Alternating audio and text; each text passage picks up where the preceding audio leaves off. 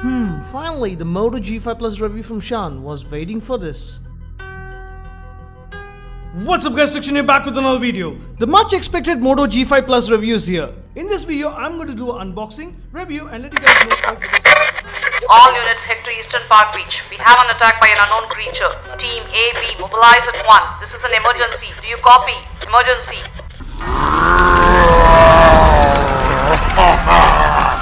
No one can stop me.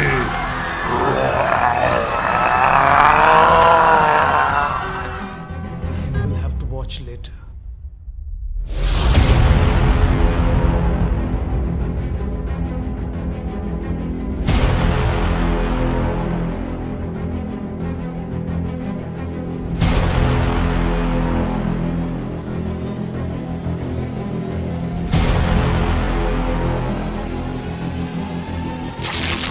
Oops! No time to stitch. Hey, look, it's Spider-Man! Target locked, missile fire! Don't even think about stopping me.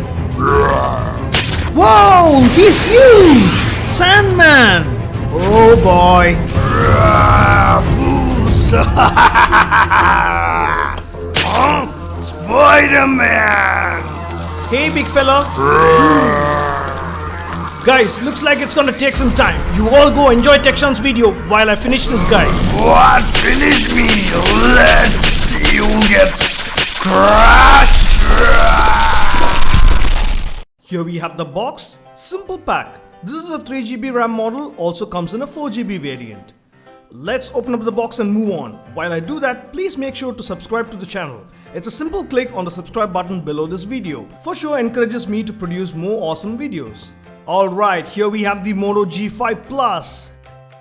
Do you see that? Made in India. Nice. Moving on. Hello Moto. Hi. Wow. The package team seems to have dropped everything in one shot. We have the charger. It's a fast one called turbocharger. That's what Motorola calls it. A basic pair of earphones, a SIM eject pin, a micro USB charging cable, couple of manuals, and we are done. Let's first take a rapid look around the device and then dive in detail. Starting off with design, my personal impression is it looks premium and solid. Though it still follows the design language of earlier Moto phones, since it's a metal device, this time it sure feels refreshing. The back is aluminium with top and bottom being plastic. Also the rim around the device is plastic. Feels grippy, light in weight and comes in two colors, gold and grey. To the front we have the 5.2-inch display. Top, the sensors, earpiece which also has a speaker hidden. Yes, it is a single speaker. And the front-facing camera. Note, it does not support LED notification light. However, there is a light hidden inside the earpiece which blinks when you connect the charger. Not sure why have one and disable it. Totally weird from Motorola. Down we have just the fingerprint sensor. The navigation keys are on screen. I'm not a fan of on-screen keys personally. To the right we have the volume control and power button. To the left, nothing. Bottom we have the micro USB charging port, primary microphone along with the 3.5mm audio slot. Top, the SIM tray. Phew, after a long time finally we get to see a device which can take two SIM cards and a separate micro SD card for expanding storage, unlike the hybrid slots on other devices. Nice. Both supports 4G VoLTE and yes, I've tested it. You can use Geo on either slot 1 or slot 2. Flipping to the back, we have a secondary microphone for noise cancellation and the rear camera inside a bulge with dual LED flash, followed by engraved Moto logo in the middle. The bulge does make the phone wobble when you place on a flat surface. Anyways, I know you won't use it without a back case. One thing Motorola claims is it has a water repellent nano coating that can help this device from minor water splashes. But no, it is not waterproof, so don't drop or dip it in water. Overall, this has a good design and build, happy with that. I have been testing this device for a while and here are the primary things that will help you decide if you can consider this. Starting off with display, it comes with a 5.2-inch Full HD display with a pixel density of 424 ppi and the resolution is 1920 x 1080. If you move from a 5.5-inch device, for sure you will notice a minor difference. However, I personally find it easy to use with one hand. It's bright, crisp, and color reproduction is good. Not much color settings to play with. The viewing angles are good in indoor and outdoor. Touch is responsive. Comes with Gorilla Glass 3 to protect from accidental drops, oops, haha, or scratches. Overall, on the display, I'm happy. Next up, gaming and performance. Moto G5 Plus comes loaded with the Snapdragon 625 SoC clocked at 2 GHz, bundled with Adreno 506 GPU.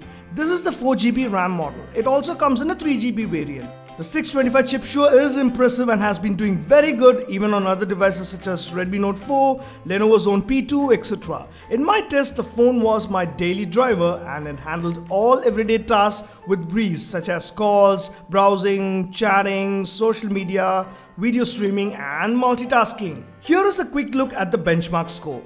Video playback was also good. Here is a 4K MP4 video played with no issues. Coming to gaming, my experience was good.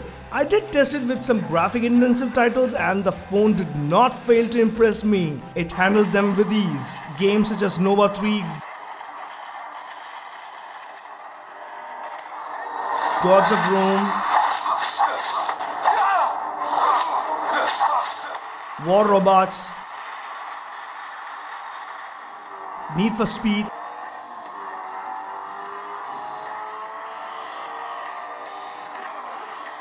and of course, Asphalt 8 played well.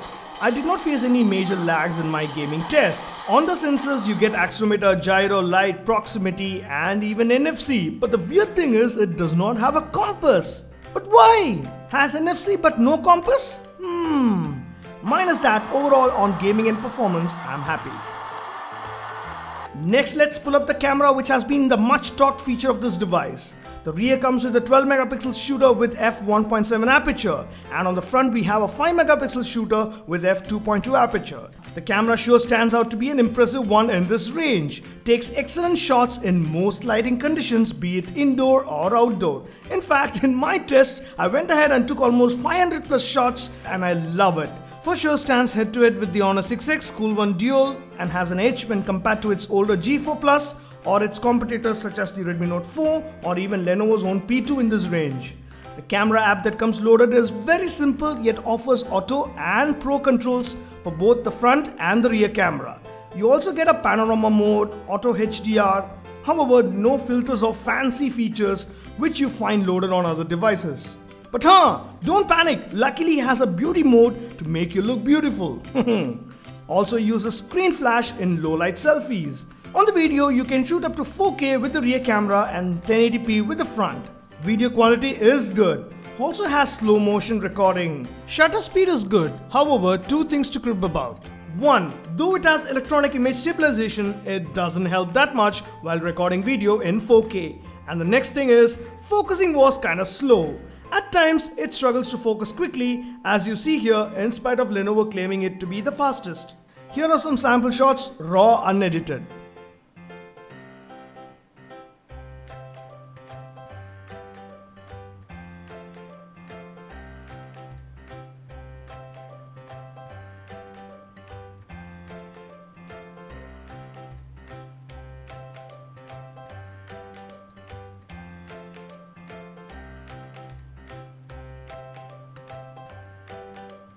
I'm recording this using the front-facing camera of the Moto G5 Plus and the audio is also through that.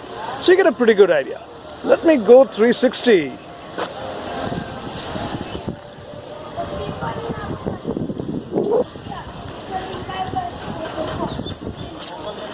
And guys, this is in low light.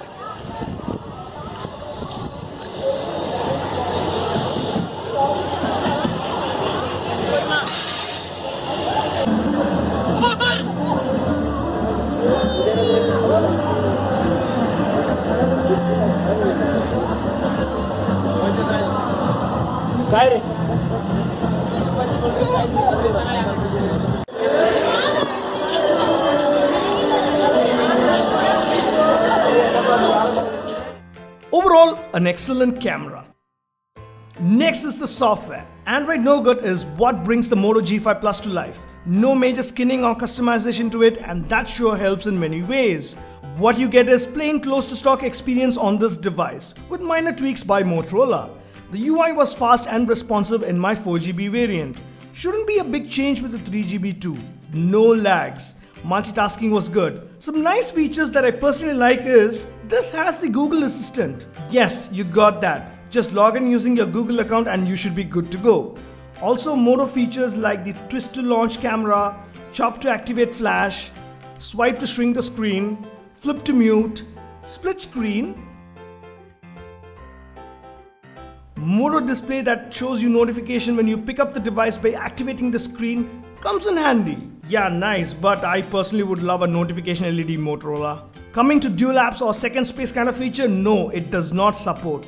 On app lock out of the box, no, you do not get that, but you can do it with some third-party apps. Unlike the previous G4 Plus, which had issues like Ghost Touch, I did not face anything like that with the G5 Plus. RAM management was good. On bloatware, nothing pre-installed.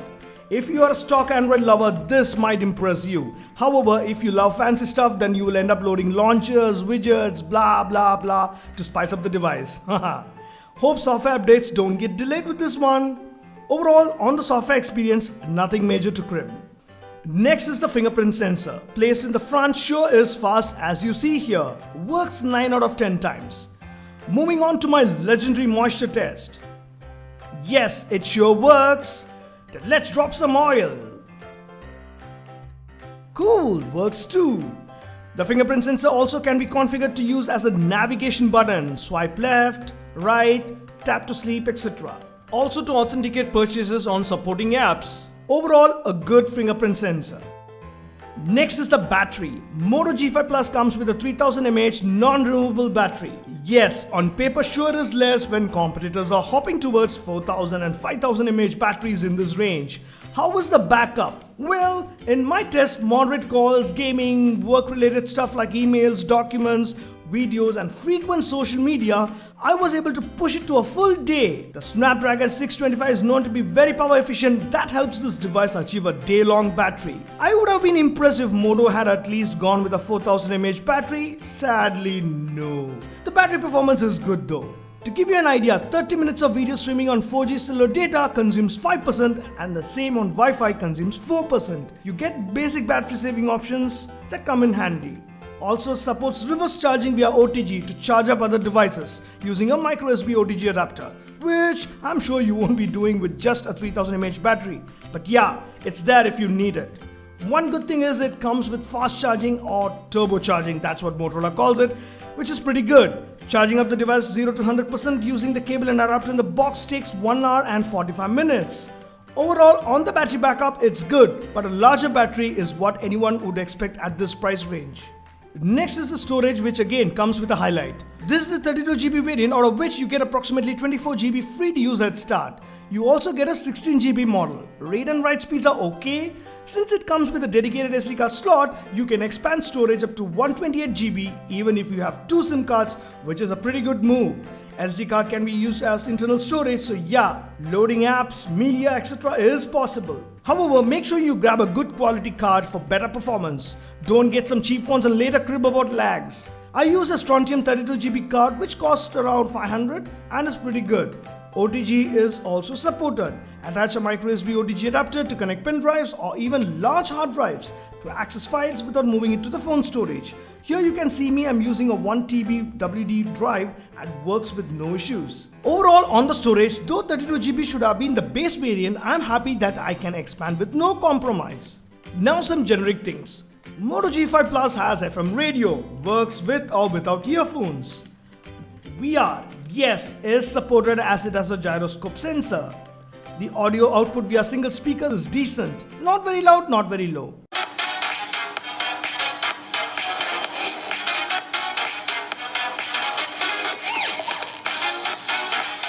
However, audio via the 3.5mm slot is good. Tested with my Sony ZX-110. Wireless keyboard and mouse?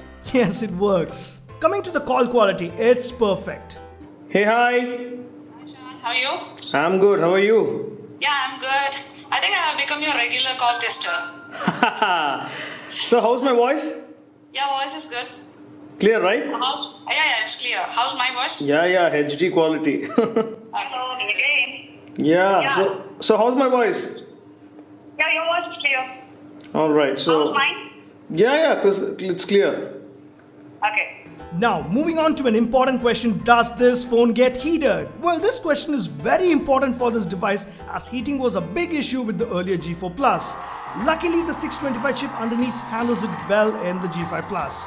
In my test, when I pushed the device with some high-end games, after approximately 40 minutes of gameplay, the temperature was well under control in my unit at around 40 degrees max, which is pretty good. Let's not confuse warmness with heat. Being a metal back, you will feel warmness during gaming or while charging. That's common. As long as things stay under control, which was the case in my unit, it's good. So yeah, no major heating issues. Now what I think could have been better at this range. Pricing. The 16GB is priced at $14,999 and the 32 at $16,999. Well, for sure, given the competition, I would expect the price to be under $15,000 for the 32GB version. Next, the LED notification light. Oh man, for sure needed. Physical navigation keys? At least for me. And finally, compass support. Minus that, if you ask me, can you buy this device? I would surely recommend this device if you're someone looking for good performance, excellent camera and decent battery. If you don't want to shell out much, you can consider the 16GB variant, which stands out as a good option as you get to expand the storage. Invest on a good high-speed SD card and you should be good to go. I will leave a link for one in the description. This sure checks on many points a consumer will look for in a good smartphone. I know you guys would ask me if you should buy this or the Redmi Note 4. Well, both are good devices in this range. However, if camera is your utmost need, then this is an option worth considering. If you need a dedicated comparison video between Redmi Note 4 and Moto G5 Plus, do let me know in the comments below and I'll try to make one. Hope you found this video helpful. Give it a thumbs up by clicking on the button below, and if you have any questions, do post them in the comments and I'll try to answer them. Please don't forget to subscribe, and I got an idea to stop him. Pick up, Doc.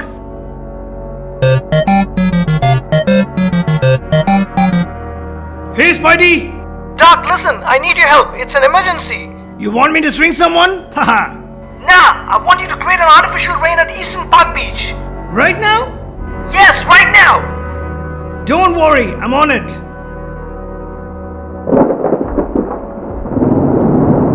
Phew, hope it works. Damn! No, Spider-Man! I'll be back!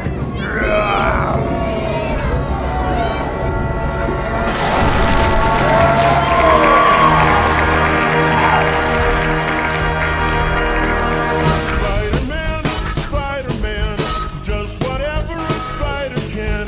Spins a web and you sigh, kicks his thieves just like flies.